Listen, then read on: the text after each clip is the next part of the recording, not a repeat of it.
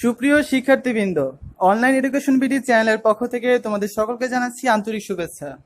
আশা করি সবাই ভালো আছো। এই ভিডিওটি তৈরি করছি তোমাদের ষষ্ঠ থেকে নবম শ্রেণীর যে পুনর্বিন্যাসকৃত পাঠ্যসূচির আলোকে মূল্যায়নটা করা হবে তোমাদের, সেই অ্যাসাইনমেন্ট যে দেওয়া হয়েছে ওই অ্যাসাইনমেন্টটা নিয়ে। দেখো, তোমাদের অ্যাসাইনমেন্ট কিন্তু অলরেডি দিয়ে দেওয়া হয়েছে প্রথম এক সপ্তাহের জন্য। তো সেগুলো নিয়েই আমি এই ভিডিওটি তৈরি করছি। তো ভিডিওটি সম্পূর্ণ দেখো, দেখলে তোমরা কিন্তু তোমাদের অ্যাসাইনমেন্টটা পেয়ে যাবে। আর এখানে দেখতে পাচ্ছ লেখা আছে যে ষষ্ঠ থেকে নবম শ্রেণীর পুনর্বিন্যাসকৃত পাঠ্যসূচির আলোকে মূল্যায়ন নির্দেশনা। অর্থাৎ তোমরা কিভাবে অ্যাসাইনমেন্ট লিখবে, কিভাবে তোমাদের মূল্যায়ন করা হবে, বা তোমাদের কি কি পরামর্শ দেওয়া হয়েছে সম্পূর্ণ কিন্তু আমি অলরেডি বলে দিয়েছি একটা ভিডিওটিতে।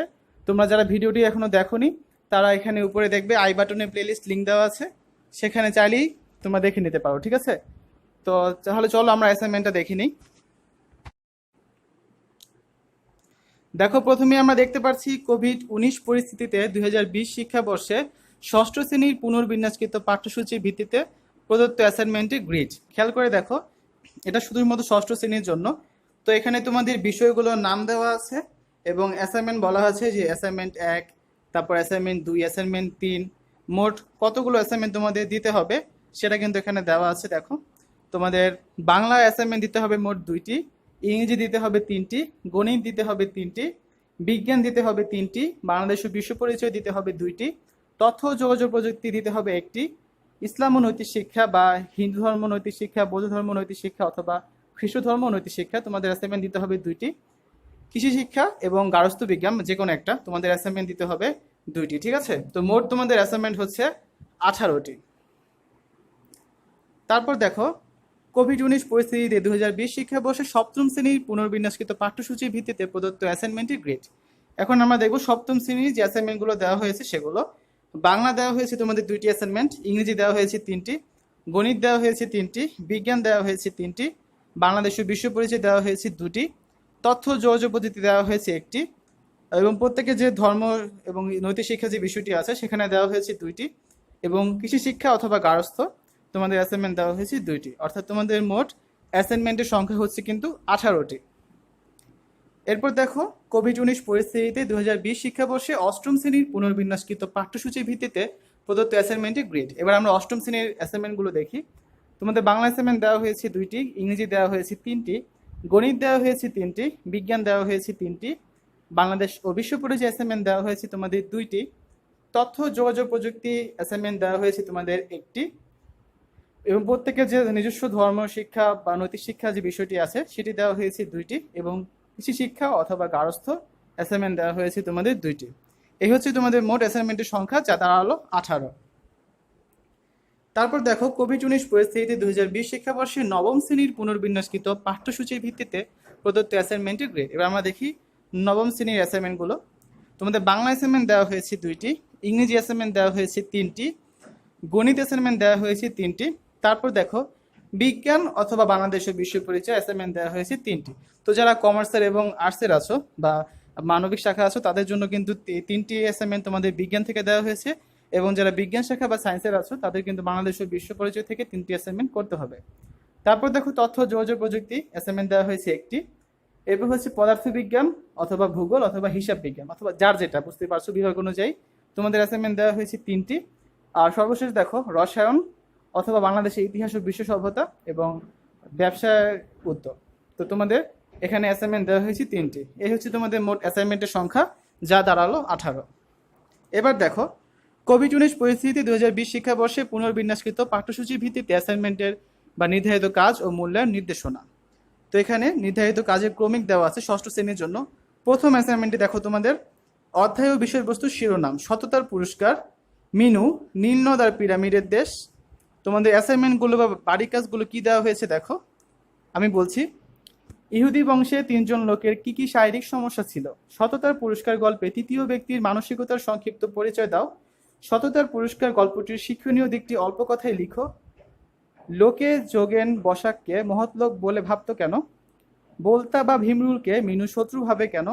মিনুর অনেক জ্বর থাকা সত্ত্বেও ছুটে বাইরে বেরিয়ে এসেছিল কেন? সমজদার আর ঘর ছাড়া মানুষ কিসের টানে মিশরে ছুটে যায়? নীলের উপরে ভেসে চলা নৌকা দেখে লেখকের অভিব্যক্তির পরিচয় দাও। মৃত ব্যক্তি সম্পর্কে ফারাওরা কি বিশ্বাস করতেন? নীলনদ আর পিরামিডের দেশ ভ্রমণ কাহিনী অনুযায়ী সুদানবাসীর শারীরিক গঠনের বর্ণনা দাও। তোমাদের মূল্যায়ন নির্দেশনা দেওয়া হয়েছে, দেখো। উত্তরগুলোর বিষয়বস্তু সঠিক হতে হবে এবং বাক্য গঠন ও বানান শুদ্ধ হতে হবে। তারপর দেখো, assign tests and assessment criteria on the basis of revised syllabus due to COVID-19 2020. তোমাদের ফার্স্ট অ্যাসাইনমেন্ট টাস্কটা দেখো। Lesson 1, going to a new school. Lesson 2, congratulations, well done. Lesson 3, a railway station. Lesson 4, where are you from? তোমাদের যে assign task বা assignment দেওয়া হয়েছে, listen 1 থেকে তোমাদের SW করবে A1 এবং B4, তোমাদের টেক্সট বুকে দেওয়া আছে। লিসন 2 থেকে করবে B2 এবং B3, এবং লিসন 3 থেকে করবে A4। ষষ্ঠ শ্রেণীর পরবর্তী দেখো অ্যাসাইনমেন্টটি হচ্ছে তোমাদের বাংলাদেশ ও বিশ্ব পরিচয়ের প্রথম অধ্যায়ের বাংলাদেশের ইতিহাস। তোমাদের পাঠ হচ্ছে 1 থেকে 5 এবং দ্বিতীয় অধ্যায়ের পাঠ হচ্ছে 1 থেকে 3। প্রশ্নগুলো দেখো, মুক্তিযুদ্ধে বাংলাদেশের বিজয়ের কারণগুলো বর্ণনা করো। ভারত উপমহাদেশের বিভিন্ন প্রাচীন সভ্যতা ও রাজবংশগুলোর একটি তালিকা তৈরি করো। সভ্যতার ইতিহাসে পারসীদের 2টি বড় অবদান বর্ণনা করো। তারপর দেখো, তোমাদের সপ্তম শ্রেণীর জন্য প্রথম অ্যাসাইনমেন্টটি দেওয়া আছে বাংলা বিষয়ের উপর, কাবুলিওয়ালা। এই বিষয়বস্তুর উপর তোমাদের অ্যাসাইনমেন্ট করতে হবে। একটি সৃজনশীল প্রশ্ন দেওয়া হয়েছে, নিচের উদ্দীপকটি পড়ো এবং প্রশ্নগুলোর উত্তর দাও। এই যে এখানে সৃজনশীল প্রশ্নটা দেওয়া আছে, উদ্দীপকগুলো পড়ে নিও, আমি প্রশ্নগুলো বলছি। উদ্দীপকে আহনাফের মায়ের সাথে কাবুলিওয়ালা গল্পের মিনুর মা কোন দিক থেকে সাদৃশ্যপূর্ণ ব্যাখ্যা করো। উদ্দীপকে মনোয়ার হোসেনের চরিত্রে কাবুলিওয়ালা গল্পের মূল ভাবের প্রতিফলন ঘটেছে, উক্তিটির যথার্থতা বিশ্লেষণ করো। তারপর দেখো, ক্লাস 7-এর পরবর্তী যে অ্যাসাইনমেন্ট দেওয়া হয়েছে সেটি হচ্ছে ইংলিশ বিষয়ের উপর। তোমাদের অ্যাসাইনমেন্টটা করবে তোমরা ইউনিট 1, ইউনিট 2 এবং ইউনিট 3 এর উপর। হোমওয়ার্কটি দেখো বা অ্যাসাইনমেন্টটা দেখো। Read the lessons on Sora's first day at school 1 and 2, page number 19 থেকে 21, and write a paragraph on your first day at school. আরেকটা অ্যাসাইনমেন্ট হচ্ছে write a letter with your own words to your friend Shakil or Shakila who studies at X Jila School in another district, describing a prize giving ceremony in which you received a prize at your school. সপ্তম শ্রেণী তোমাদের আরেকটা যে assignment দেওয়া হয়েছে সেটি হচ্ছে বাংলাদেশের বিশ্ব পরিচয় বিষয়ের উপর, প্রথম অধ্যায়ের পাঠ 7 এবং 8, দ্বিতীয় অধ্যায়ের পাঠ 1, 2 এবং 3। তোমাদের অ্যাসাইনমেন্টগুলো দেখো, নিচের প্রশ্নগুলোর উত্তর দাও। তদনীন্তন পূর্ব পাকিস্তানের প্রতি পশ্চিম পাকিস্তানিরা যেসব বৈষম্য সৃষ্টি করেছিল তার একটি তুলনামূলক চিত্র উপস্থাপন করো। আরেকটি প্রশ্ন হচ্ছে বাংলাদেশের সাংস্কৃতিক বৈচিত্র্যে ধর্ম, ভাষা ও উৎসবের ভূমিকা ব্যাখ্যা করো। আমরা এবার দেখি অষ্টম শ্রেণীর যে অ্যাসাইনমেন্টগুলো দেওয়া হয়েছে সেগুলো। তোমাদের প্রথম অ্যাসাইনমেন্টে দেওয়া হয়েছে অষ্টম শ্রেণীর বাংলা বিষয়ের উপর অতিথির স্মৃতি। এটা হচ্ছে তোমাদের বিষয়বস্তুর শিরোনাম। অ্যাসাইনমেন্ট দেখো, কভার পেজের নমুনা অ্যাসাইনমেন্টের শিরোনাম এভাবে হবে। বিদ্যালয়ের নাম থাকবে, তারপর তারিখ থাকবে, ছাত্রছাত্রীর নাম থাকবে, বিষয় থাকবে, শ্রেণী থাকবে, রোল থাকবে, তারপর শাখা থাকবে। তোমাদের অ্যাসাইনমেন্টটা হচ্ছে, মনে করো তুমি শিক্ষা সফরে কোনো বিশেষ স্থানে ভ্রমণ করতে গিয়েছো। সেখানে গিয়ে তুমি কোনো ধরনের অভিজ্ঞতা অর্জন করলে, কোন ধরনের অভিজ্ঞতা অর্জন করলে তার একটি বিবরণ তোমাদের লিপিবদ্ধ করতে হবে। তোমাদের যে নির্দেশনা দেওয়া হয়েছে দেখো, অ্যাসাইনমেন্ট লেখার নিয়ম অনুযায়ী কভার পেজটি তৈরি করতে হবে। শিক্ষা সফরের বিষয়গুলো ধারাবাহিকভাবে লিখে যথাযথ বর্ণনা করতে হবে। বাক্য গঠন ও বানান সঠিক করতে হবে। তারপর দেখো, তোমাদের দ্বিতীয় যে অ্যাসাইনমেন্টটি দেওয়া হয়েছে সেটি হচ্ছে ইংরেজি বিষয়ের উপর। ইউনিট 1-এর লিসন 2 নকশি কাঁথা এবং ইউনিট 2-এর লিসন 4 এ ডেলিশিয়াস ডিশ। অ্যাসাইনমেন্টগুলো দেখো, SW সেকশন ডি যেটা হচ্ছে নকশি কাঁথার উপর, আর এ ডেলিশিয়াস ডিশের অ্যাসাইনমেন্টটা হচ্ছে think about a delicious and nutritious food like khichdi or pudding or finning. Ask some questions to your mother about its recipe. Try to prepare it with the help of other family members. Now, describe how to cook it following the recipe of custard given in your textbook. Also, write down 2 reasons why it is a good or healthy food. Assignment criteria দেখো, teacher will give feedback to assess the tests on ideas, vocabulary, grammar, content, spelling, punctuation and communication.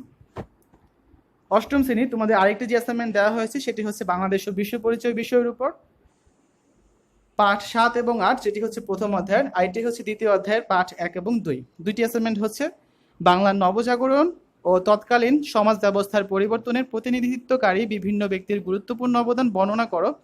আরেকটি হচ্ছে বাংলাদেশের মুক্তিযুদ্ধের প্রেক্ষাপটে 7ই মার্চের বঙ্গবন্ধুর ঐতিহাসিক ভাষণের তাৎপর্য বিশ্লেষণ করো। এবার আমরা দেখি কোভিড-19 পরিস্থিতিতে শিক্ষাবর্ষের পুনর্বিন্যাসকৃত পাঠ্যসূচির ভিত্তিতে অ্যাসাইনমেন্ট বা নির্ধারিত কাজ ও মূল্যায়ন নির্দেশনা, যেটা হচ্ছে তোমাদের নবম শ্রেণীর জন্য। তোমাদের প্রথম অ্যাসাইনমেন্টটা হচ্ছে বাংলা কপোতাক্ষ নদ, এই শিরোনামে তোমাদের অ্যাসাইনমেন্টটি করতে হবে। একজন দেশপ্রেমিক নাগরিকের 10টি গুণ 10টি বাক্যে প্রকাশ করো, এটা হচ্ছে তোমাদের অ্যাসাইনমেন্ট। পরবর্তী অ্যাসাইনমেন্টটি দেওয়া হয়েছে তোমাদের ইংরেজি বিষয়ের উপর। অ্যাসাইনমেন্টটি দেখো, ইউনিট 1-এর লেসন 4 রেসপন্সিবিলিটিস, এখান থেকে দেওয়া হয়েছে সেকশন সি। তারপর হচ্ছে ইউনিট 4-এর লেসন 1 দ্য ফেরি বোট, এখান থেকে দেওয়া হয়েছে সেকশন সি এর কোয়েশ্চেন নম্বর 3। তারপর দেওয়া হয়েছে ইউনিট 4-এর lesson 4 the story of Lipi, এখান থেকে অ্যাসাইনমেন্ট দেওয়া হয়েছে read the beginning of the story, write 10 new sentences to complete the story in a way you would like. Nila, a young girl of 14, is a student of class 9 of Nuapara's Girl High School, Nuapara. She was a poor girl but had an aspiration to help her family for a better life. On her way to school, a boy named Alom used to tease her very often, but she didn't get frustrated rather. দেখো, নবম শ্রেণী তোমাদের সর্বশেষ বাড়ি কাজটি যেটা দেওয়া হয়েছে সেটা হচ্ছে রসায়ন বিষয়ের উপর। দেখো, সর্বশেষ না, আরো বাড়ি কাজ আছে, সরি। দেখো, রসায়ন বিষয়ের উপর তোমাদের যে অ্যাসাইনমেন্টটা দেওয়া হয়েছে সেটি হচ্ছে অধ্যায় 1, 2, 3-এর উপর। অ্যাসাইনমেন্টগুলো হচ্ছে হাতে কলমে কাজের মাধ্যমে খাদ্য, লবণ ও বালুর মিশ্রণ থেকে উপাদানসমূহ পৃথক করো এবং নিচের প্রশ্নগুলোর উত্তর দাও। এই পরীক্ষণে কোন কোন পদ্ধতি ব্যবহার করা হয়েছে, কাজের ধারাবাহিক বর্ণনা দাও। পরীক্ষণের উপর তোমার পর্যবেক্ষণ ও সিদ্ধান্ত ব্যাখ্যা করো। এই পরীক্ষণে তুমি কি কি সাবধানতা অবলম্বন করেছো তা লেখো। মূল্যায়ন নির্দেশনাগুলো অবশ্যই দেখে নিবে। পরীক্ষণে ব্যবহৃত পদ্ধতি দুটির নাম, ধারাবাহিকভাবে কাজের সঠিক বর্ণনা, সঠিক পর্যবেক্ষণ ও সিদ্ধান্তসমূহ এবং সাবধানতা। তারপর দেখো, বাংলাদেশের ইতিহাস ও বিশ্ব সভ্যতা, এখানে যে অ্যাসাইনমেন্টটি দেওয়া হয়েছে সেটি হচ্ছে অধ্যায় 1, 2 এবং 3-এর উপর।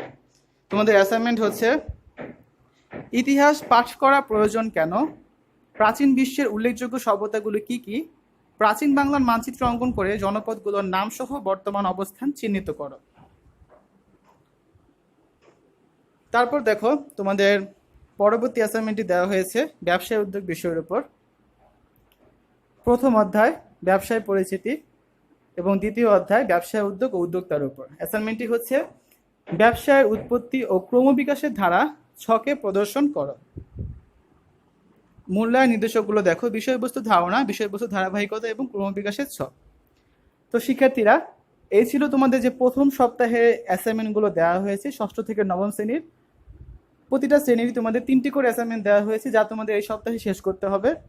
তো সম্পূর্ণ অ্যাসাইনমেন্টগুলো বা কীভাবে করবে সব কিছু কিন্তু অলরেডি বলে দেওয়া হয়েছে এই ভিডিওটিতে, এবং তোমাদের অ্যাসাইনমেন্ট লেখার জন্য যে নির্দেশনা দেওয়া হয়েছে সেই ভিডিওটি কিন্তু অলরেডি আপলোড করে দেওয়া হয়েছে। আবারও বলছি, তোমরা উপরে আই বাটনে প্লেলিস্ট লিঙ্ক পেয়ে যাবে, আই বাটনে তোমাদের ভিডিও লিঙ্ক দেওয়া থাকবে, সেখান থেকে চাইলে তোমরা দেখে নিতে পারো যে কীভাবে তোমাদের অ্যাসাইনমেন্ট করতে হবে। তো অ্যাসাইনমেন্ট এখানে দেওয়া আছে, দেখে সুন্দর মতো নিজেরা করে ফেলবে। আমি আবারও রিকোয়েস্ট করছি যে সবাই অ্যাসাইনমেন্টগুলো নিজেই করবে, কোনো গাইড বই থেকে হেল্প নেবে না বা কারোর থেকে হেল্প নেবে না, সম্পূর্ণ নিজে করার চেষ্টা করবে যাতে তোমার মেধাটা বিকাশ হয়। তা আজ এই পর্যন্তই, সকলের সুস্থতা কামনা করে শেষ করছি। সবাই ভালো থেকো, আল্লাহ হাফেজ।